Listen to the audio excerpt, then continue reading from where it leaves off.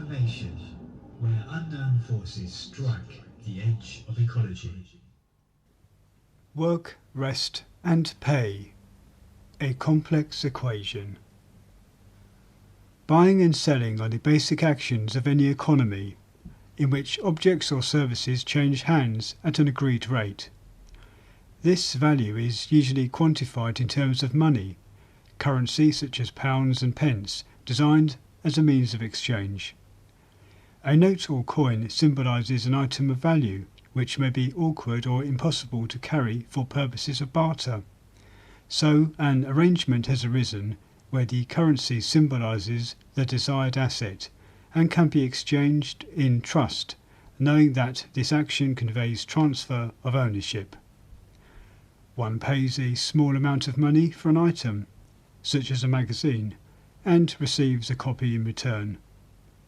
In such a way, society and business interaction can proceed in mutual trust, backed by the official nature of the currency. However, modern life is becoming ever more complex. Gold, notes and coins were augmented and then often replaced by cheques. In effect, a cheque is a promissory note or IOU on behalf of the purchaser, which confirms that an amount of currency will be transferred to the seller's bank account in lieu of physical coinage. These surrogates require a measure of trust, for a cheque can bounce while a coin cannot. Thus, the beginnings of complexity arise with the cheque guarantee card, which soon becomes the debit card, then the credit card. If personal microchipping were ever forced on the population, this would be the ultimate irony of non-physical currency. We would embody the means of transaction ourselves, at least while the electronics were functioning. A cash-free complexity. Work, A debit rest card and pay. allows electronic payment of A funds which are complex. debited from an existing source, the money in the user's bank account. Even so, this is no longer represented as physical currency, but numbers on a computer screen. If such currency has no physical reality, why should it be limited? In this way, accounts are credited with non-existing funds that may be drawn upon to buy physical items and tangible services. Thus, the debit card becomes the credit card. Note how the terms creditors and debtors are used in business to describe a person or body to whom debt is owing, or one who is in debt. A credit card puts us in debt to the banks, who become our personal creditors. Equally, banks owe the sum deposited in an account to the holder of a debit card. Both are electronic, but the credit card reverses the burden of debt onto the holder or customer, as they are invariably branded. The price for this slick facility is the interest payable on non-existent money, which returns to the bank via regular payments of cash earned in the real world. In this way, the bank, or lender, becomes enriched. The intention may not have been malevolent, but the result is the creation of complexity. Money is no longer a simple means of exchange, but an elastic but abstract construct, like a mathematical formula. It can be used for problem solving or gain by those vested in the science or mathematics of money, Work, rest and economists. a complex At your services. A similar directness used to exist with regard to utilities, products and services. A gas company would sell gas, an electricity company supply power, and so on. Nowadays their logos are often just monikers for a range of services of a seemingly random nature. You can buy electricity from a gas company, although they may not own the infrastructure. A phone was once a phone, but the provider assumes one must upgrade this simple item to access premium services. The internet, then broadband, cable TV, high definition TV, and now just appearing on the market, three-dimensional TV. Yet just a basic service was asked for. Providers do not just provide, they predict and provide, taking the consumer down a rabbit warren of increasing complexity. Equally, such companies may be owned by larger concerns, often based overseas, so the local base of the provider is something of an illusion. Nuclear energy may be generated in France and then fed to the British national grid.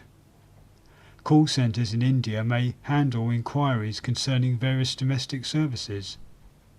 Oil and gas are unlikely to be sourced on the British mainland, despite the recent detection of oil fields in the southeast of England, but are imported from the Middle East or piped across Asia via a pipeline.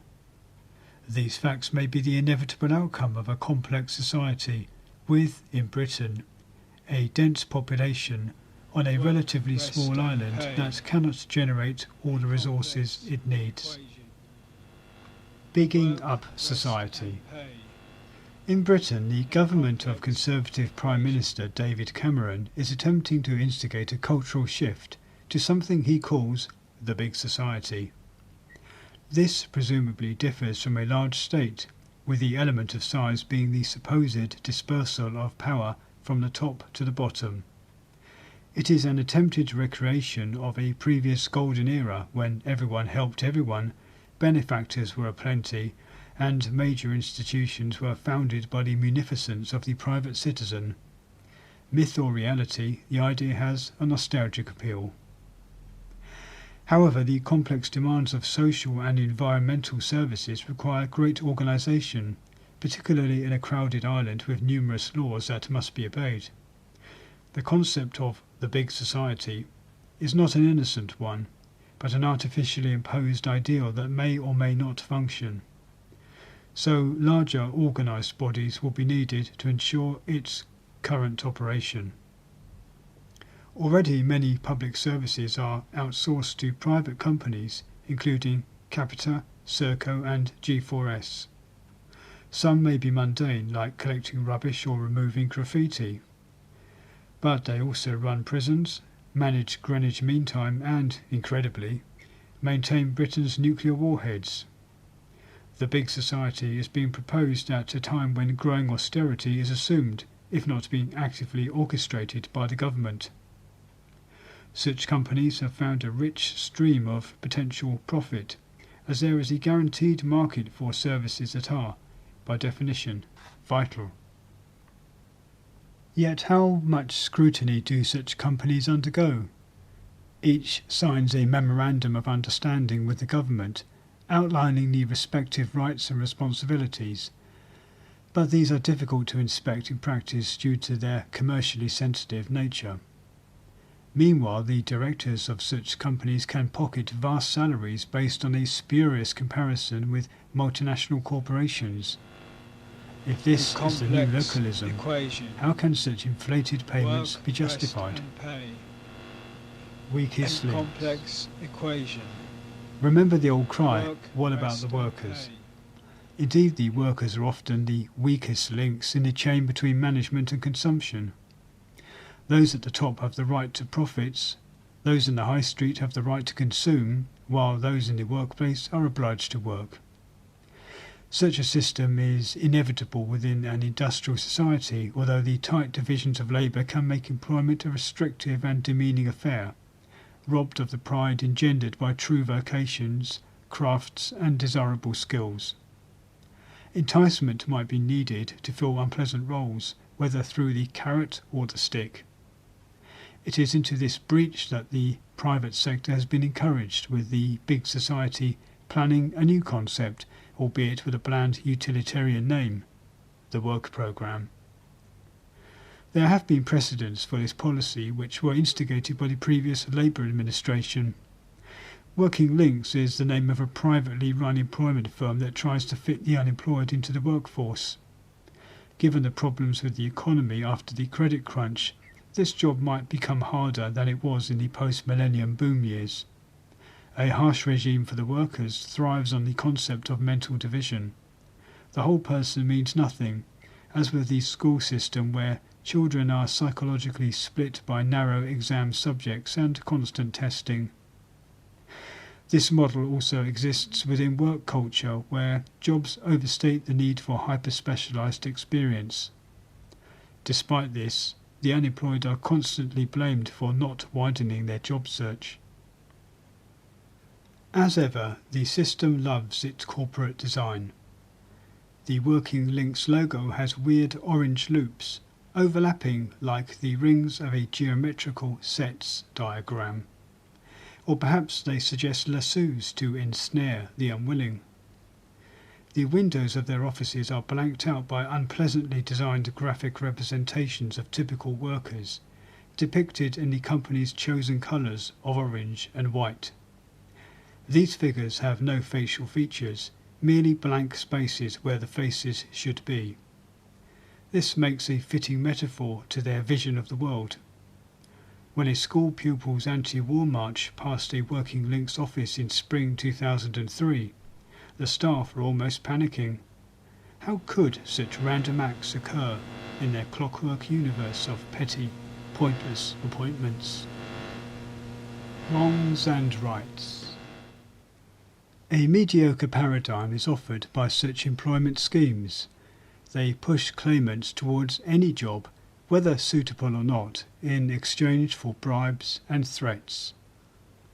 A citizen's wage, or basic income, has been suggested by some as a far better model, paid to all heedless of income. A weekly amount for basic expenses, no questions asked, would allow dole culture and genuine voluntary work to exist, while being a safety net for unstable self-employed work or employment. As incomes rise, tax is paid, but the basic income would still be universal as a right. If the rich spend theirs on whiskey, fine, because their taxes will pay for it. Could this be the real big society? It could be the fairest way in a system that depends on money at every level, and where bankers invent it out of thin air. Otherwise we may have to invent a super-let scheme and live in survivalist mode. Perhaps the magician David Blaine showed the way of the future in 2003 by living in a perspex box with no food and under constant surveillance. Both the Liberal Democrats and Green Party have championed the basic income at times, although little has been said of late. Sticking up for the unemployed has little kudos. Once in power, politicians often prefer to bleat about their supposedly low allowances than remember their original ethics. Surely everyone deserves a basic right to exist at a very basic level, without constant threat and negative attack. The zone is always evolving, said one advisor in a Working Links office, as if describing a phenomenon from a science fiction tale.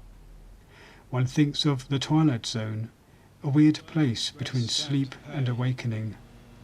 Maybe that's where action plans are drawn up. Zones, often feature in Go For It style enterprises, like the Millennium Dome with its zones of the future. They seldom make it into the future, which unfolds in a more random manner. Sudden disruption. The balance of complexity means that not much has to go wrong for the system to collapse or be severely hampered. The tragic earthquake off the Japanese coast on March 11th, 2011 offered a shocking real-time demonstration of how a chain of events can escalate. An earthquake caused a tsunami, with major floods hitting the land and many thousands killed. The tsunami also damaged several nuclear power stations, which went into meltdown. Not only were the subsequent radiation leaks a terrible problem to contend with, the loss of electricity supply had knock-on effects for Japanese industry, which is usually so dedicated to economic production and the work ethic. The more spiritual side of Japan may see these events within its deep tradition of Shinto, the concept of deified spirits that personify the powers of the natural world. Fictional creatures were often depicted in the films of Toho Studios, with the giant reptilian Gojira or Godzilla laying waste to post-war cities in a thinly veiled metaphor of Hiroshima and Nagasaki. The television news images from Japan had a strange resemblance to these simulated scenes, although they needed no literal creature to instigate the chaos. The lack of panic was remarkable, given the impact of the events, and Japanese citizens have been praised for their stoicism and patience. However, these traits have been sorely tested of late, for the authorities may be concealing the true severity of the nuclear leaks. Work, rest and pay. Rich ecology or rich A economy. complex equation. Society is ever more stressful as we awaken to its wrongs but are unable to resolve them within its repressive demands. The system is stepping into overdrive to keep everyone down, which is the only way it can survive. Whether through money, war, GM foods or radioactive pollution, governments can appear to be instruments of repression. 2011 is a busy year. There are uprisings in the Middle East, economic crises, and a plethora of natural disasters. Whatever the human tragedies involved, the world has been designed to run on cash, commerce, and credit. Real events in the physical world become intertwined with our financial constructs, forming an equation of complexity.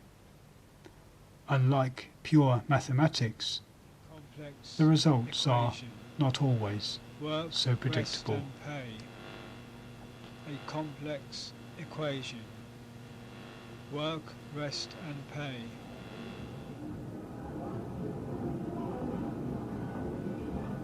The information where unknown forces strike the edge of ecology.